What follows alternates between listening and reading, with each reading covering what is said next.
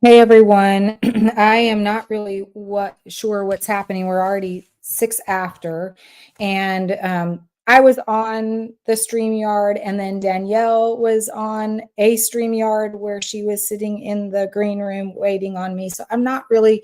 So then I had to restart. But long story short, I did resend her a link. I am waiting for her to join. If for some reason we don't get to connect, then we will just reschedule for another time and I'll give everyone back their time. But just in case, while we're waiting on her, um, hold on. While we're waiting on her, I will, and I have my phone handy, but while we're waiting on her, I'll just kind of do a little recap of all the things that we have been doing this week. So if you haven't, and if anyone's out there, feel free to share with me where you are calling in from. I can't really see because I am not on my live right now on the LinkedIn. Let me see if it's even going through. Yes, it is. So if you're out there, tell us where you're from. That would be really great while we wait on and see if Danielle can show up. There's something wrong. This happened yesterday, actually. So kind of as a recap for this week, as it relates to lives, I did my launch of my Celevators live on Tuesday with Rodney Steele. So if you haven't had an opportunity to listen to that, go back and do that. Then I had on Wednesday my CAF AI chats where we talked about all things AI. That was with Tom Allen. He's the founder of the AI Journal. So if you didn't have an opportunity to watch that, go back and listen as well. And then yesterday I was part of the trio, which just because we don't have a better name just yet, or maybe that's the name we land on, who really knows. But that was with Chela Diaz and Chad Johnson. And that's really just where we introduced kind of what the strategy is and why we even launched that. And then today I had a surprise, and it's not a weekly event, but I had an in real life live event with Clayton Townsend, and we were in Starbucks or at a Starbucks here in Houston. And if you didn't catch that, go back and listen to that. But yesterday, interestingly enough, we had the same problem with StreamYard. I had sent them a meeting request with the StreamYard link populated there, and they attempted to join, and they just weren't in the same room. And Danielle still isn't here. Anyway, we ended up having to, I had to get them a brand new link. So I was in one room, they were in the other. It was so really odd. So today, the same thing happened with her. I was on almost 15 minutes early and she hadn't joined. So I started to text her and she was texting me. She was in a room and I was in a room. So I'm not really quite sure, but then I had technical difficulty, had to restart. I've sent her 2 different links. So I don't know if we'll actually get to connect today. If not, I'll give everyone back their time. But otherwise, we'll wait just a few more minutes to see if she can join. But I'm hoping that everyone's had an amazing week. Some of the other things that I got to do this week is, it tells her that she's in the waiting room. So give her a second, she's coming. But anyway, so I also had an opportunity this week to be on Larry Long's cold calling podcast. So go check that out under his profile. That was a lot of fun. If you don't know Larry, he's hilarious. A lot of fun, full of energy, so inspirational. He also does these motivational weekly motivational 15-minute things that you should make sure you go listen to. They're really cool. Also, I did the AI coach connection yesterday, and the AI coach connection was hey Danielle, I was just sharing with him, I was trying to use up some time for a minute. The AI coach connection, they are Bruce Fleck and Gwen White are responsible for that. And they have, I had an opportunity to go talk about AI in sales. So if you don't know that group, go check them out. And then tomorrow I have an opportunity to be on a webinar where there are a few of us who are in the AI space, and we're all coming together for a conversation topic as it relates to AI in business. So that'll be super cool. I'll actually put a registration link if you want to sign up for that. It's a free webinar. But enough about me. I was trying to use some time. So Danielle, what I shared with everyone. So welcome first. Hello. Thank you. I love all the technical. It's like, it's a Friday. I know. Well, I was telling everyone that yesterday I had the same problem. So I try to, when I create a event. So the way I do this is with a LinkedIn live. I create the event on LinkedIn. I create the StreamYard link. I put those in an email to the person that is the guest, and so everything should go really well. Well, the first half of the week, went fine, but yesterday and today, you guys were in different rooms than I was. So there was like an update, I like these apps are great, but sometimes, perhaps. I know, maybe. Yeah. So enough about the problems that we have. I'm just thankful that you were able to join us on this mix up, right? Yes, thank you for having me. No problem. Thank you for being with me. And for those of you that are out there listening to us, for me, it's noontime. For Danielle, it is 1. I am here in Houston. Danielle, where are you located? I am on Seabrook Island, which is about 40 minutes outside of Charleston in South Carolina. Very cool. What's the temperature like over there? It's beautiful. It's probably like high 60s, but we're expecting some rain. So okay. Well, so you're getting then what we had, because if you look at the US, it always goes in that diagonal, right? And we had it come through yesterday, so I'm guessing you're getting that line that we had yesterday. On our way. Yeah. So, well, for those of you that don't know, these are Coffees with Denise. I talk about all things AI, sales, and humanity related. And this is really just the human side, right? This is getting to know those people in my network, in my community, of whom I really just think are amazing individuals and that I want to share with everyone. So today I have with me Danielle Patterson. I won't do her enough justice, so I'll let her do her own introduction here in a second. But I always think it's really fun to share how we met. And I actually haven't even known Danielle for very long, but we're in this phenomenal group together. And it's like we've already been in the trenches. It feels like a bit of time, right? Because in this group, we get to know each other very quickly. So we all belong to a group that Corey Warfield hosts for us. And we all work with Corey. So he is one of our coaches. And so because we're in this group where we're constantly contributing or content creating, we're also helping to contribute and support one another. So you can't help but get to learn about those people so very quickly. I've not known her long, but super excited. We've had an opportunity to meet separately outside of the group and have our own conversation. And I just thought it was an opportunity to bring her on, to have her share a little bit about herself and what she does, and really how you two can connect with someone as cool as Danielle. So I'm not going to do any more talking. It's Friday. I'm going to pass it on over to you, Danielle, to let you do your own introduction. Amazing. Well, thank you for having me. And I can't say enough good things about Corey's group. It's awesome because we've all become these thought leaders, but from completely different industries. And so it's really fun to see us come together and to be able to support from totally different angles. And it's such a dynamic group for that reason. But so I am the CEO and owner of Family Office List. Now, a lot of people are unfamiliar with the term family office, and it is growing. So I encourage people who don't know what a family office is to learn.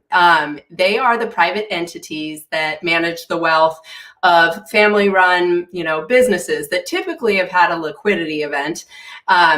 some still are functioning and running, their businesses, but they're all ultra high net worth. And the entity of a family office is really designed to run the household affairs, reinvest the wealth, and the strategy is long term. We say that family offices have patient capital. So, they're not just thinking about, making an immediate return, like maybe say a venture capital or a private equity firm, but they're really looking to build a legacy and to plan out, the future for their children and grandchildren to come. So the term is, since 2019, the number of family offices has actually tripled. So it's arguable that there's upwards of 17,000 out there.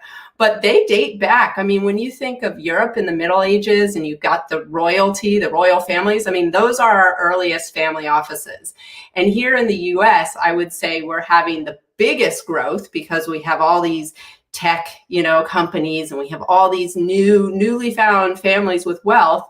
And in the US specifically, you can really think about when we started to first see them. And I would say like the Rockefellers, who are still an active single family office today, they were some of the founding family offices here in the US. So that industrial revolution brought a lot of wealth. And it's neat to see how the concept has really evolved over the years.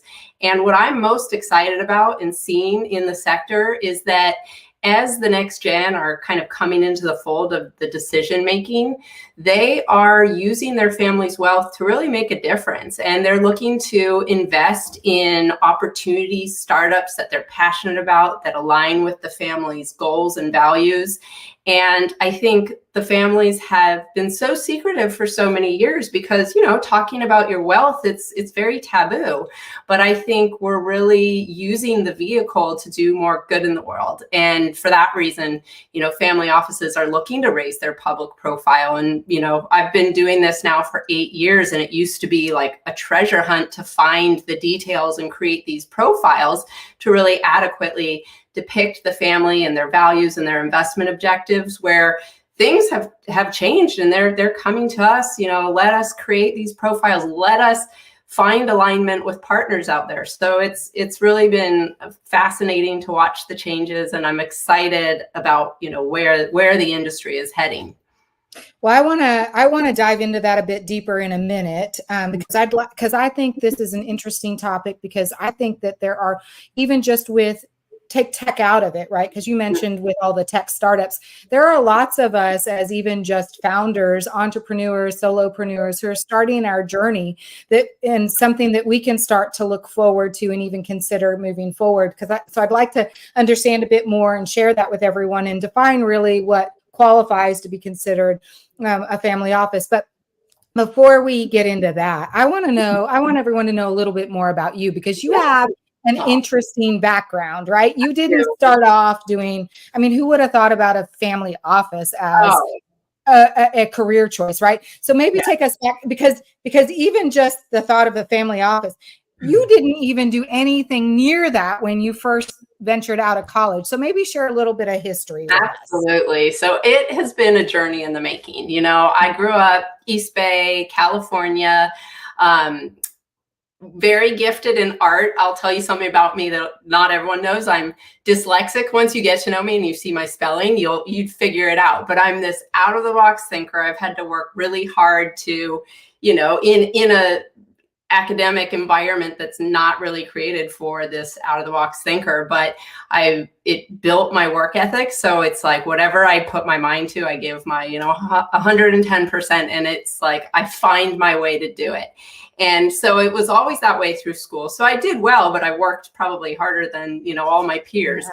But incredibly gifted in art. So that just came so naturally to me. So I majored in art, and I really love connecting with people. I think, I have this sense of empathy. So sales and marketing were always really fun. Right out of college, I got like my dream job. I managed the gallery for a National Geographic photographer, Franz Lantin. He's still out, traveling the world. His wife is a writer, and they do incredible work, really focusing on the environment and capturing it in these amazing projects. So while they were off traveling, I would manage the gallery. I would help coordinate workshops.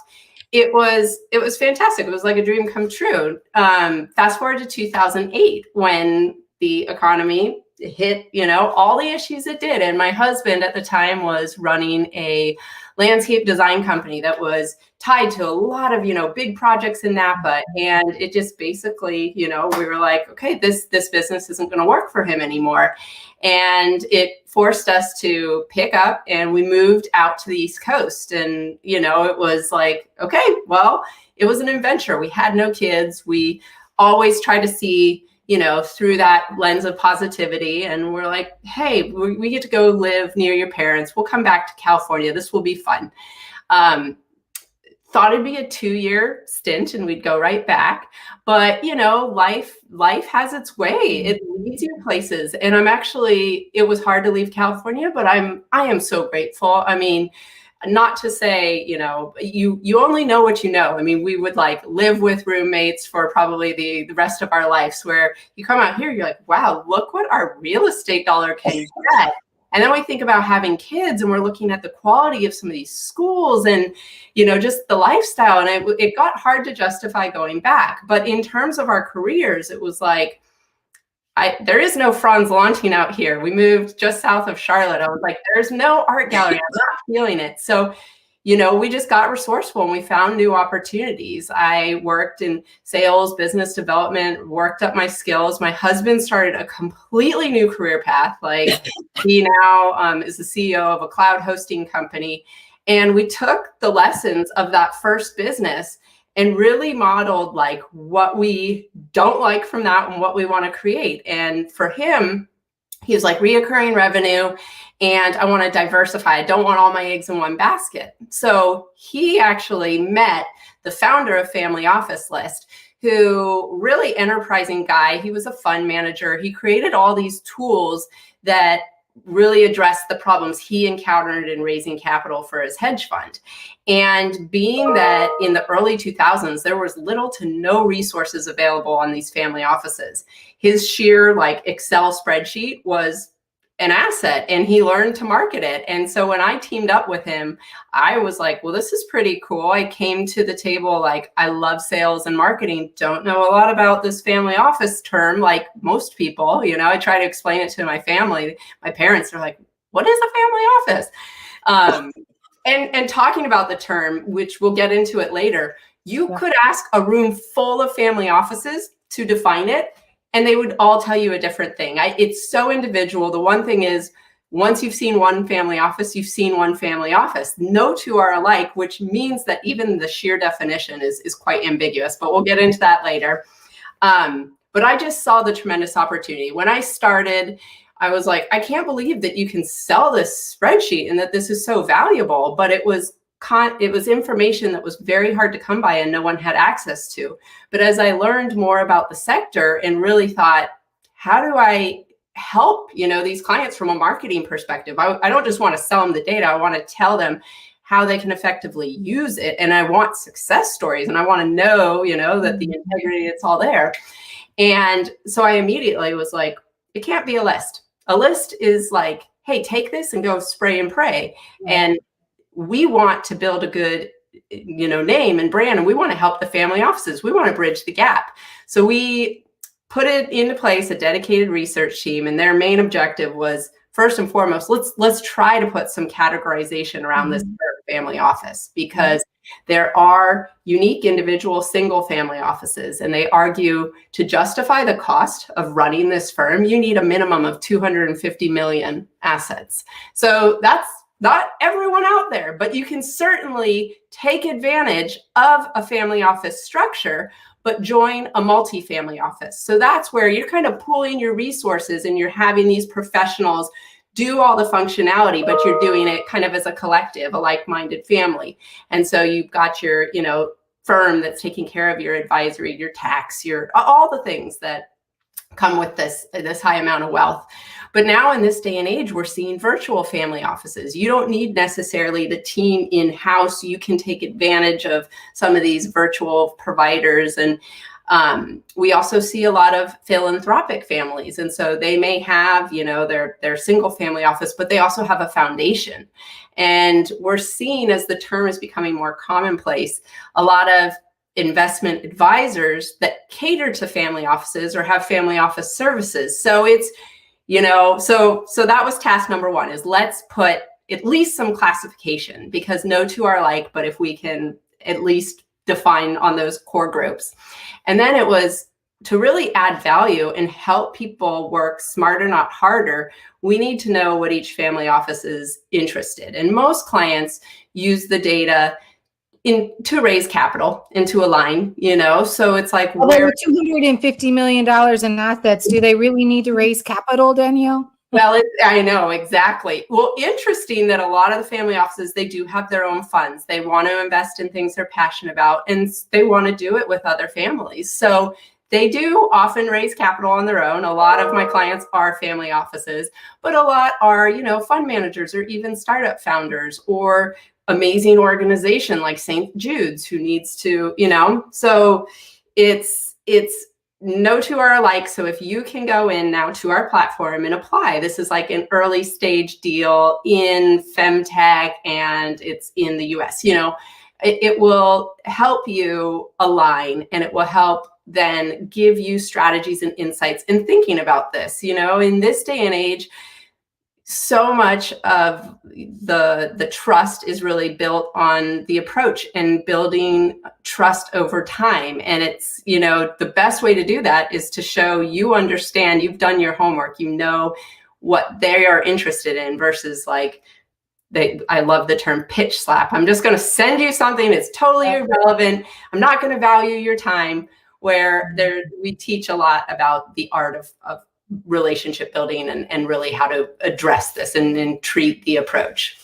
So you're speaking my language, but that's a whole nother conversation topic, because, for me, it's all about sales and humanizing the sales and being curious. And it's more than just building relationships. It's building this trust with credibility, right? By asking the questions, by truly getting to probable root cause, to understand what makes them a hero, to help them. Then it becomes a partnership and help them get to the finish line, or maybe at least across and over to the next goal, right? Whatever that partnership looks like for you. So you're speaking my language, but okay. So, but now this is where I struggled in our original conversation. So I get it now, but for those of us that are just tuning in, let me just remind everyone kind of what our topic is. We are talking about, really it was really just to get to know Danielle, and then sideline, here's what she does. But we've dived right into, and it's a lot to dive into. So I'm glad we did, right? So we heard you say that in order to qualify as a family office, it's got to be like $250 million. Right. But what's interesting is it's not regulated. These single family offices, it's not like they have to go and register. So there is a very opaque, and like, who sets that definition? It's just what people talk about when thinking about, look, the cost that it takes to really successfully run this is arguably $250 million. But get this, someone's going to sell their business. They have 25 million. Well, the family office structure is great because there's all sorts of tax advantages. There's flexibility. You're basically taking control and creating a bespoke solution for, all the things that come with having wealth. And so what they say is the sector is highly inefficient. 25% fail when it comes to the second generation. It's hard to take that wealth and transition it for various reasons. Maybe the younger generation hasn't been educated. Maybe they don't have access to the advisors or the vision or the business goal. 50% fail after the third generation and come to the fourth, 75%. So that is why some people argue you have to have such substantial wealth to really have a long-term successful family office. But it's not to say that someone with less wealth isn't now creating one and calling themselves. If you're a multi-family office, at least in the US, you do register with the SEC. So there is some regulation there, but. Okay, so when we think of in terms of a family office, so we'll use me as the example, right? So the Bachmann family, right? So if we were to register now, we don't have 250 million. Hell, I don't even think we have 25 million. No, Right. I don't think it's not even, we don't have that much money, right? Right. Okay. But let's just say in terms of, we'll make this really simple, right? So an average family, okay, maybe they've got $1 million in asset. We'll just use a very simple number. We know that this doesn't really qualify, but when we think of in terms of describing what a family office it would be like a Bachmann LLC, right? Mm-hmm. So Mm-hmm. we would take, it would be our company with our name, or maybe we even created a pseudo name, who really knows, right? But it would be in essence, when it all boils down to it, Bachmann LLC, right? You've got So, it. Yep. and then from there, that Bachmann LLC would then fund businesses, philanthropy work. But because it is a business, then because it's got an LLC or whatever business designation it has, right? It may not be an LLC, maybe it's something else, right? But whatever designation it is, it has to follow the normal tax guidelines and as you state, SEC guidelines, right? Mm-hmm. So then that means in order to do that and allow our money to continue to grow and work for us so that it sustains this lifelong Bachmann LLC, enlisting someone like yourself would enable us to have all the resources that we need with all the contact information. And even for someone who's new, because the reality is, even if it's even if we were to change the dynamics of what defines a family office, and now it's open to anyone who just has $1 million, right? I mean, that's probably not the likelihood, but let's just say I was going to say shits and giggles, and then but then I said it anyway, so I guess it doesn't matter.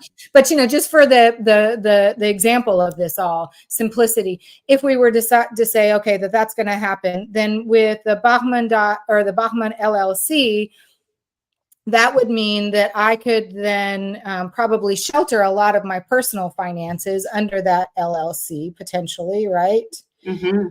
And as long as I continue to grow that, file all the paperwork that needs to be filed, I can then have a lasting legacy that continues with my children for generations to come, should I educate them appropriately so that they can carry on that LLC, correct? Exactly. And what's interesting is that process, for someone who wants to create their own LLC, their own family office,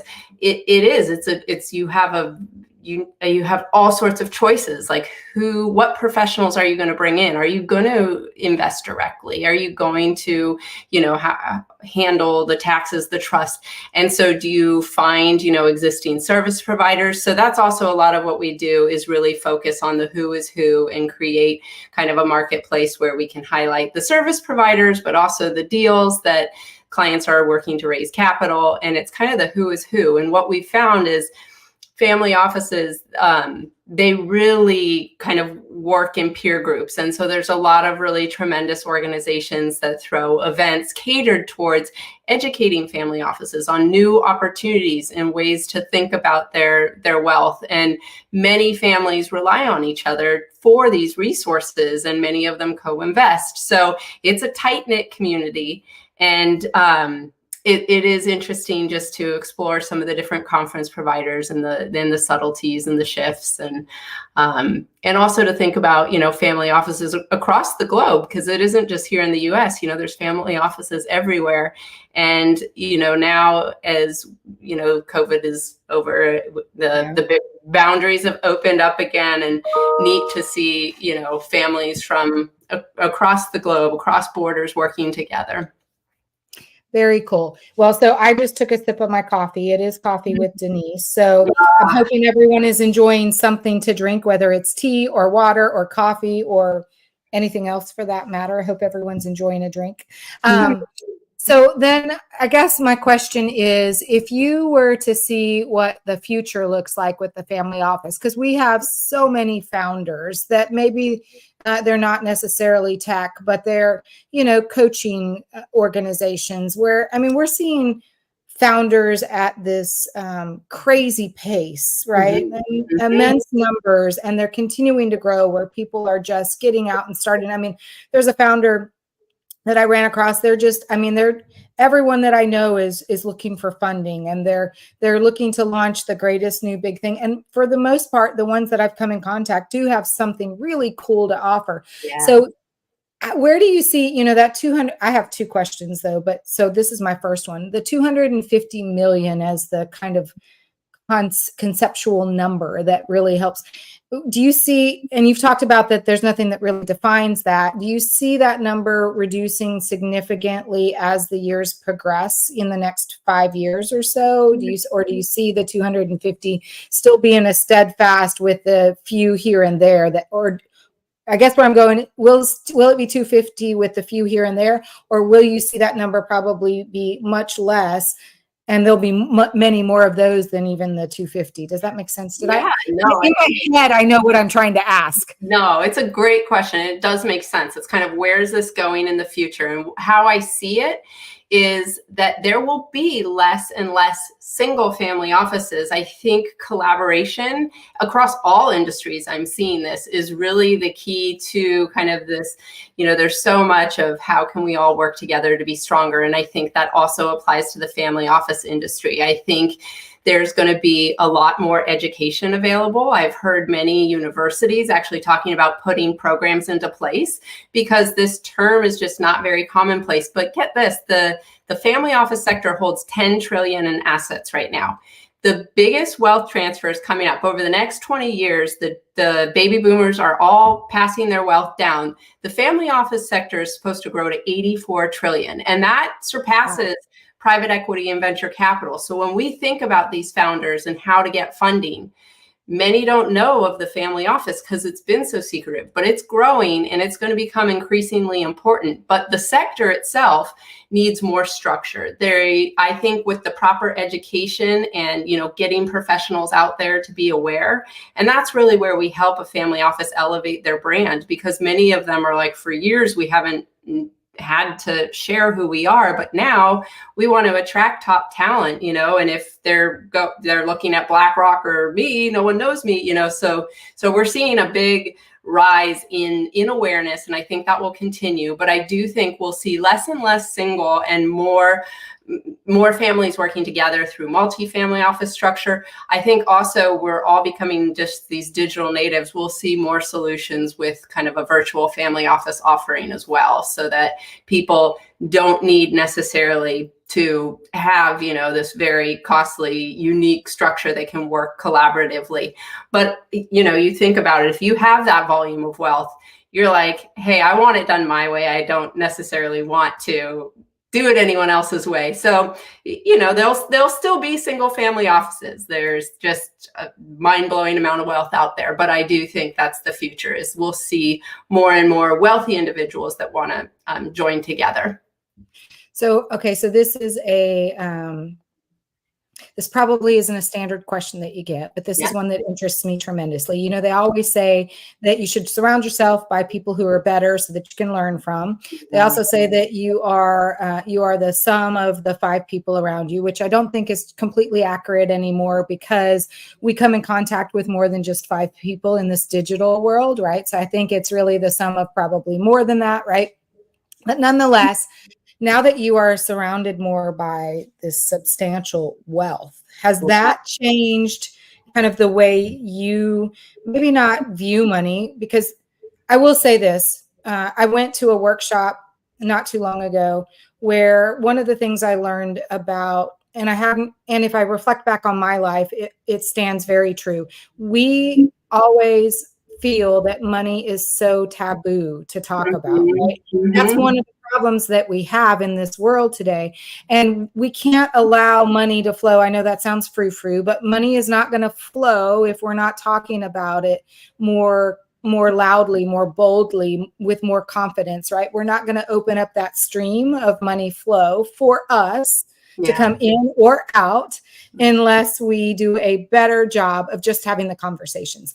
So that being said, I'd like to know how much this has changed maybe your perception, maybe the way you do things, how you think of money or wealth, whether that's helped you elevate yourself financially. I mean, these are all, because when you're surrounded by so much money, right, you can't help but elevate your own self, I would suspect, right? 100%. And I think, everyone treats their wealth a bit differently. And I do agree, myself personally, growing up, it wasn't something that we were highly educated on or talked about. It was actually taught, you don't want to flaunt it. You don't want to talk about it.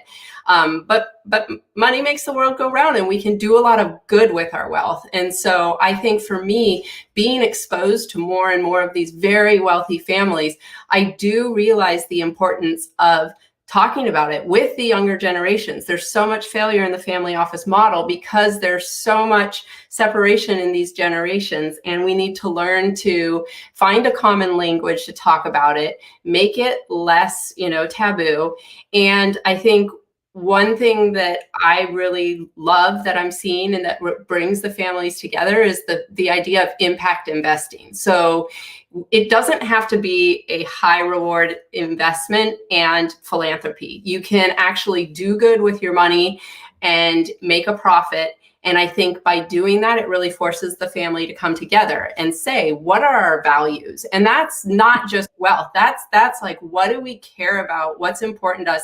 And it really has a way to unite the family. And I think seeing the families that have been really successful, they have a structure and they sit down and they communicate and they have, these like family, this is our core value statement. And it kind of backs a lot of these decisions, where if things are done in private and things aren't done, inclusively as a multi-generational family, that's where you do see a lot of the breakdown. So I also think, those values and those things that make a family happy and united go beyond just the immediate, wealth. Like, wealth means so much. So it really has opened my eyes to some of the families that I admire out there who are just doing amazing things, with their wealth, and to see the structure it's taken and the communication. Really, I think this is a sector as well where women really do amazing job, because you think about, they really do think about the family and the unity and the communication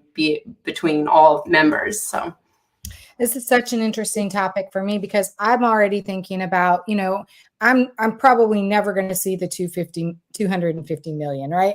And I'm okay with that. I don't need 250 million, quite honestly. I want to make enough money, though, that I can provide a legacy for my kids, right? So that, I still want them to work hard, but I don't want them to have to work as hard as I did. I want them to be able to share the wealth with others. I always say that, and I always try to lead by serving others, right? And so I want them to be able to do the same. And, whether you talk to Clayton, that's out here, that he's out here listening, and Chella, we all three of us, at least that I know, we think about how do we serve, how can we provide everyone with our gifts, right? We are all born with a gift, and it's part of our job, our responsibility to share that gift with others. And unfortunately, as much as for most of us who've always thought that money is taboo, we don't like to really take into account, in order to share those gifts, most of the time you got to be able to have a little bit of funding to do that. Right. Even if it's your own funding, a bank account, something, a job that supports it, but you got to have money. Unfortunately, money, as you said, makes the world go round. But right. Not only does it feed us, give us a roof over our head, but it allows us and we get to, if we're really good at making money, we can, do all these fun and amazing things with our families, right? And go off and do things that, not everyone else can do. Yes, that's great. But more importantly, it gives us the ability to spend the time doing the things that allow us to share our gifts. And that's really super important in this world, especially today. Oh my goodness.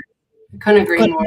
Yeah. I mean, so I guess if I were to think about, for me, if I were to take away from this conversation, I would not walk away with this feeling like, oh, I'll never have my own family office. Instead, what I would walk away with is, how do I get to this family office model at some point, right? So how do I, won't be 250 million. How, if I'm being honest, it will never be 25 million, right? But it doesn't mean that I can't create some sort of family office for myself that gives my kids the legacy that I so want to give them, but gives us all as an opportunity and as a family to actually take our gifts and share with the world so that we can continue to help others, and we learn in return working with others. So there's so much give and take.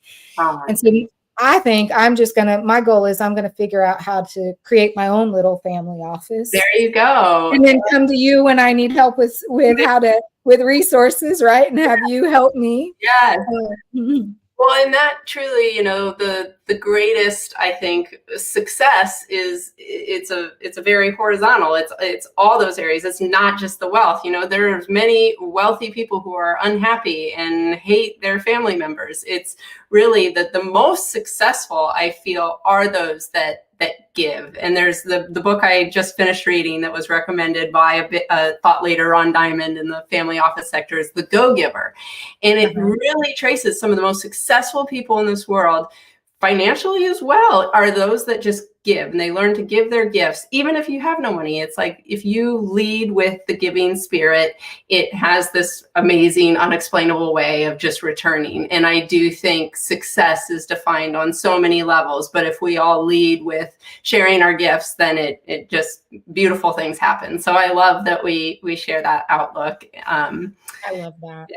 I love that.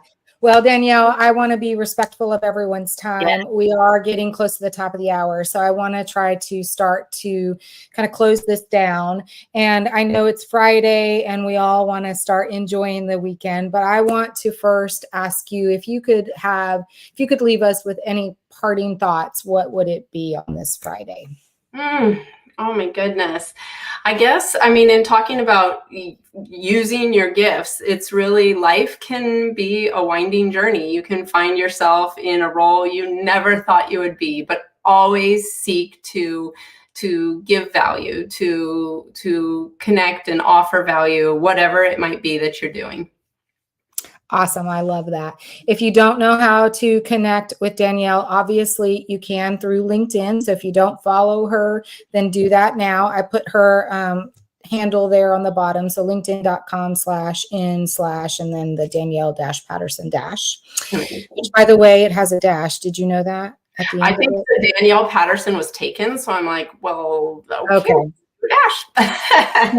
Gotcha. All right. So find her there. Are there any other places we can find you other than LinkedIn? Our website, familyofficelist.org. So yeah, I would say LinkedIn is where I'm most active, but of course, all social handles, but our website as well.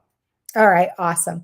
For those of you that are tuning in here late at close to the top of the hour, we've spent a lot of time getting to know Danielle Patterson and a little bit about her history, but a lot about the family office and what the definition has been in the past, what it looks like now, and what it might look like in the future, how we can, as founders of our own businesses, or those of us who may not even be founders, but just really do really well with our money and learn how to manage our money, how we can potentially aspire to have our own family office.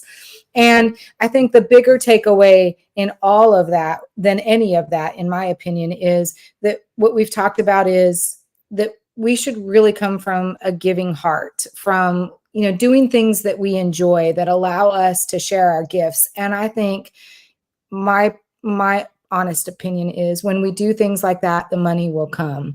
It may not be the 250 million in a traditional family office. It may not be the 25 million, but we will define our own success, and we will enjoy the fruits of our gifts and be able to continue to serve others. So I want to thank everyone for joining us. Coffees with Denise on Fridays, where we just talk about humanity. We talk about the good people within the network and community who I just really want to share with everyone. So Danielle, I am super thankful that you joined us today. Thank you. Likewise, this was so much fun. Thank you for having me, and cheers. Thank you. And thank you to all of you that were out there. I know we kicked off a little bit late. So if you are on Team Live, we thank you. If you're on Team Replay, feel free to leave us the hashtag Team Replay. Otherwise, tune in next week and we will look forward to having another conversation with someone else great as Danielle. So Danielle, again, thank you. Have a wonderful rest of your day, a fabulous weekend. And thank you all again for being here. Yes, excellent. Have a great weekend, Denise. Thank you. You too. I'm going to end the stream.